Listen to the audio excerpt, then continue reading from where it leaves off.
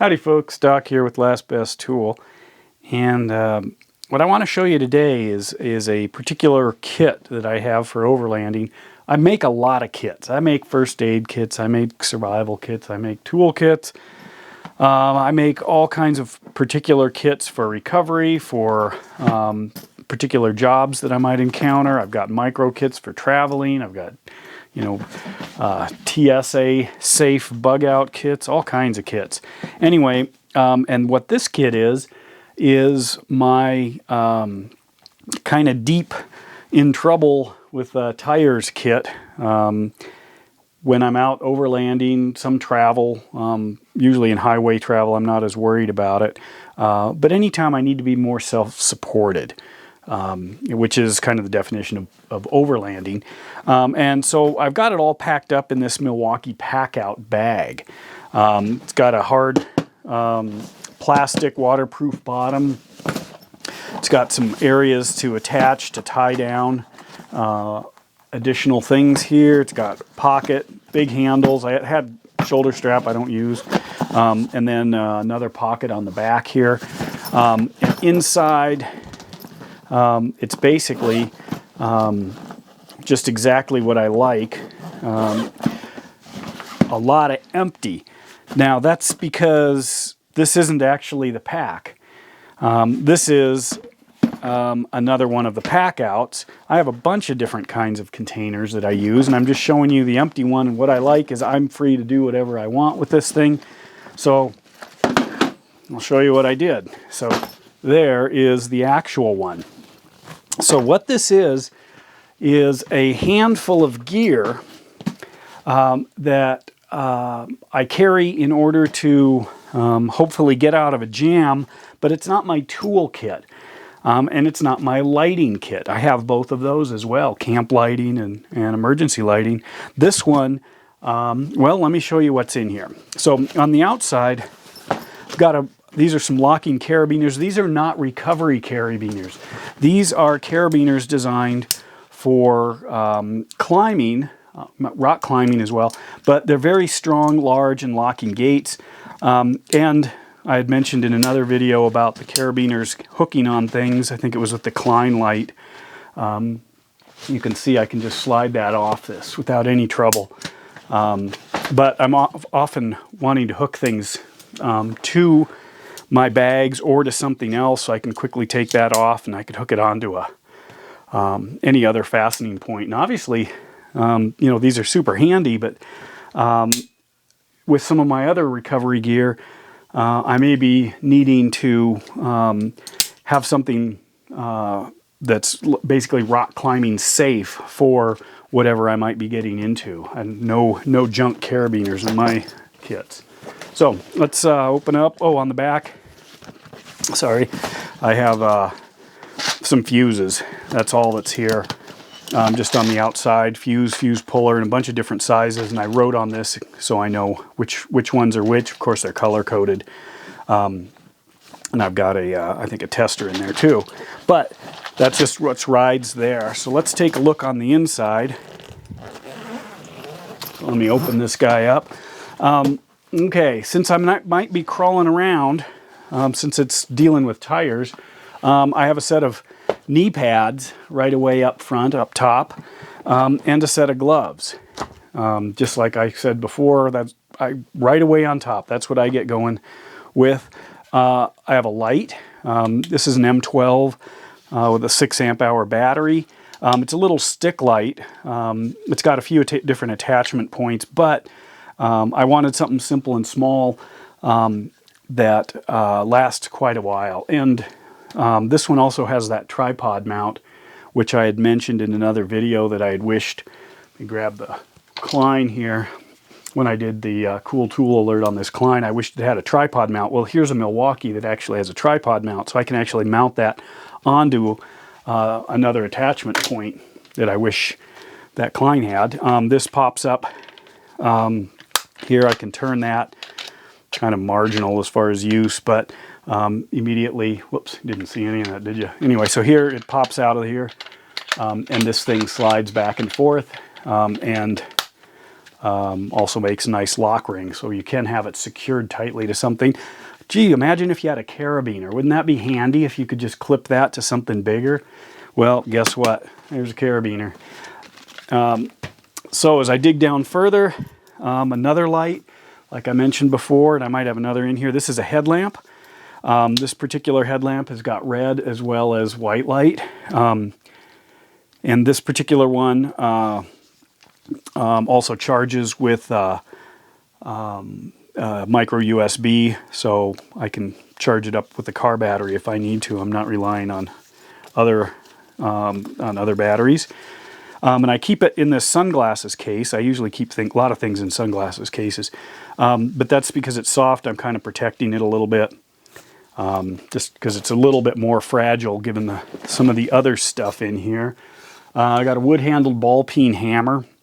This is Estwing Pro 16 ounce. I found the ball peen hammers, something in this size, honestly comes in handy a lot for all kinds of different tasks. And I like the wood handle. It's a lot easier if your hand's cold. There's little thermal conductivity. And it also puts pretty much all the weight up here in the head, because again, weight is the enemy of overlanding and of a lot of road travel. So anyway, I can cut weight. And so if I compared this to my Estwings that are metal, the entire shaft is metal, weighs a lot more. So that's why I chose that one.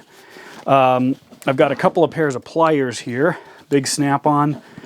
This is just the triple slip joint plier. And this is a pair of Craftsman Professional, good old USA made ones that are a pretty strong needle nose. And that comes in handy when you're actually working with tire repair. Then I won't pull this out, but this is a tarp. It's a pretty good sized tarp. It's pretty thin. It's one of the kind of high-end, it's actually a big Agnes, kind of a high-end ultralight tarp. I use it for a lot of different things. Oddly, the most common one is just to lay on the ground and then get on when I'm on mud or whatever. And I have others. In fact, here's one that's out, not wrapped up. So you can see, it's pretty good sized for being small and light. And I usually have like one of those blue ones or a silver one anyway for other jobs, but just in case for that. And it makes another article of clothing if you ever needed one. And then, so I'm going to go into this first. This is a air down tool. Keep it in that to protect it from mud and rain and stuff. But what this thing does is it actually allows you to quickly air down your tires for traction. And the way this works is you screw this thing onto the tire valve on your truck, and then you can control the release by unscrewing the valve core and then lifting it out. And then this forces or allows the air to escape way faster than if you try to hold that little pin down in the center of the valve stem. And then you can just turn it back on by screwing it back together, and you can monitor the whole thing on your gauge to get it right. And honestly, you're going to get out of most jams probably with an air down, and even better, practice airing down, because then you won't get in the jam in the first place. So just a tip from Doc there. Put that away, and I keep this in an extra bag. Normally I kind of ditch bags, but I want it to have a little bit larger layer of protection. So then, let's see, let me get these out of the way. I've got a bungee cord and a strap in here, and these can also double as kind of third hands, as well as being used for a bungee and a strap for all kinds of different uses. I sometimes will have other types of strapping material to use if things get really hot. And obviously, if you're suspending something like a broken tailpipe or something like that, only the thing touching the tailpipe is really the thing that's going to get super duper hot. So you can actually use other stuff you manufactured out of, your soda cans or whatever to help. In fact, I did fix a muffler once with soda cans. Literally wrapped them, cut them open, wrapped them up around the broken where a weld snapped, and then used hose clamps till I could actually fabricate some heavier metal ones, and then did exactly the same thing, and they're still on, and I don't know how many years later that is. But anyway, comes in handy. I do often have these things in use that I could repurpose if I needed them. So what do I have here? Well, first of all, I've got this. This is an Arb Puncture Kit, and what this does is allow you to basically repair a punctured tire. And it's pretty common. In fact, a lot of shops still do it this way. It just takes a couple of specialized tools and some repair strips. And so I've got this big, nice Arb one, and here it is. It came with the 2 clamp. Well, you know, I'll just show you. But what I'm showing you here is I've seen these in a lot of videos. This is huge. This is like the same reason I don't want, you know, all of the tool storage containers in my toolbox. Look at that. It's monstrous. I've got all of it in here plus a bunch of other stuff. And this came with a shoddy pair of needle nose pliers that I got rid of. And I ended up getting some nice, you know, professional Craftsman. So here's most of the kit plus other stuff. So what do I have in here? Well, I've got the tire repair strips here. I've got extras, actually, quite a few, plenty of repairs there. I've got the set that down. I've got my Arb tools, and these are those specialty tools that you need. This allows you to punch the repair strip through the tire tread. This is a reamer, allows you to kind of properly size the hole in order to get good purchase by the tire strip. And these things, these are heavy duty. You can get cheap ones. I mean, this whole kit was like 42 bucks or something, but you can get cheap ones, and those cheap ones might break. In fact, more than likely will break if you're trying to use it on truck tires. And then you're stuck. So get good ones, good heavy duty metal, because when you need it, I mean, the whole kit's 40 bucks. You know, when you're out in the middle of nowhere and you just, you know, punctured a tire, now what are you going to do? You know, that all of a sudden that 40 bucks really doesn't make much difference. A gauge for inflating the tire, some lubricant instructions, and then in here some extra things including valve cores, valve tool caps, and some extensions if I need to stretch, valve cores, and some extensions in case I need to stretch out the reach of whatever it is that coming out of the tire. Sometimes it's sometimes you can break or bend the valve stems. All right, so then what? Look at that. It's a giant first aid kit. If you're going to do it, you got to do it right. And I have usually a small, kind of more of a boo-boo kit, I call them, that's, you know, within reach of the driver's seat. And that's got the usual basic stuff. But this is a little more higher performance. Plus, it's got a bunch of things I've added into it. I can do, you know, almost anything up to minor surgery. Here's Rayleigh bandage. I've got some survival stuff there. Dental kit for tooth problems, irrigation. I've actually used this quite recently to irrigate a cut. I've got super glue, which you can use for wound sealing. I have generally some kind of mosquito repellent all over the place. Anyway, I've got Quick Clot in there. I've got, these are 3X, I believe, magnifying just readers. But if you're trying to work with some really small injuries or checking for, you know, things in eyes and whatever, it's just a very simple way to actually have good magnification on your eyes. rather than magnifying glass or some special thing. And then Wilderness Medicine Book, ace wraps, handful of different drugs, trauma stuff, shears, all kinds of things. So do it right. And I don't mind starting with a prepackaged kit and supplementing it. A lot of people, I guess, like to say that there's no good kit or their kit is the best. The kit's as good as you are, so, you know, figure out what you need. And don't worry about having too much stuff. You don't know how to stitch a wound. Well, that's okay. You don't have to know how to stitch a wound, but do you have the equipment if you need to stitch a wound? You can kind of figure it out, or there's a good chance you might run into somebody that knows how to do it. Anyway, so then the last thing in here, I believe, almost the last thing, is an air compressor. Obviously, if you have a flat tire and you don't have an air compressor, what are you going to do?